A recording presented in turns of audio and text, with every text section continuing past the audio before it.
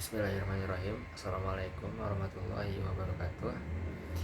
Nama saya Imam Syahid Hasan Albana dari Offering B12 mata kuliah belajar dan pembelajaran. Di sini saya akan sedikit menyampaikan tentang proses pembelajaran behavioristik. Behavioristik ini sendiri adalah perubahan sikap yang didasari oleh pengalaman. Bagaimana individu itu bersikap pada awalnya, kemudian mengalami suatu kejadian atau pengalaman yang pada akhirnya dapat merubah bentuk individu tersebut dalam bersikap. Jadi ada perbedaan sikap sebelumnya dan setelahnya diakibatkan peristiwa atau kejadian yang dialami. Kemudian ada teori behavioristik menurut para ahli. Yang pertama ada Edward Lee Thorndike. Thorndike memiliki pengertian dari teori belajar behavioristik yang dipahaminya sebagai proses interaksi antara stimulus dan respon. Stimulus adalah rangsangan, contohnya seperti pikiran dan perasaan, sedangkan respon adalah reaksi yang ditunjukkan akibat dari stimulus. Perubahan tingkah laku akibat pembelajaran bagi Thorndike bisa berupa hal konkret, yakni yang bisa diamati dengan kasat mata maupun yang tidak. Lalu berikutnya ada menurut Burrhus Frederick Skinner.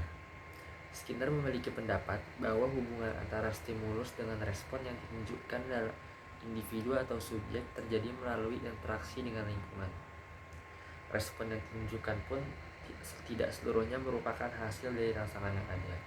Tetapi karena interaksi antara stimulus yang menghasilkan respon, respon menghasilkan konsekuensi.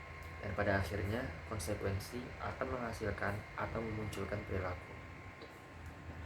Lalu berikutnya ada menurut Robert Gagne.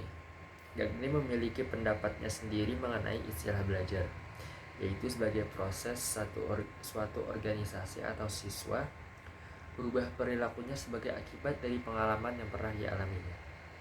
Belajar adalah proses yang memerlukan waktu yang dapat melihat perubahannya. Misalkan contoh dari kurang baik menjadi lebih baik. Gagne juga berpendapat bahwa pembelajaran adalah periode terjadinya penerimaan informasi yang kemudian diolah dan dihasilkan output dalam bentuk hasil belajar. Ya, tadi itu adalah mengenai teori behavioristik menurut para ahli. Selanjutnya saya akan sedikit mengkaji tentang video yang sebelumnya saya lihat. Video mengenai proses penerapan teori behavioristik. Jadi di video tersebut ada diceritakan ada seorang siswa di sekolah. Dia ini berkepribadian sangat tertutup, berkepribadian sangat pendiam, jarang bergaul dengan temannya, mungkin tidak suka berbaur dengan temannya, lebih memilih atau lebih suka untuk menyendiri gitu. Tapi ada seperti tekanan dari lingkungan sekitarnya, ada tekanan dari teman-temannya, dan disitulah terjadi peristiwa yang menimpa si anak ini, diakibatkan teman-temannya tersebut yang terus mengajaknya dia kayak, ayolah bro kita nongkrong, ayolah kita main sama-sama gitu loh, satu kelas, jangan diem aja, lu gak punya mulut ya.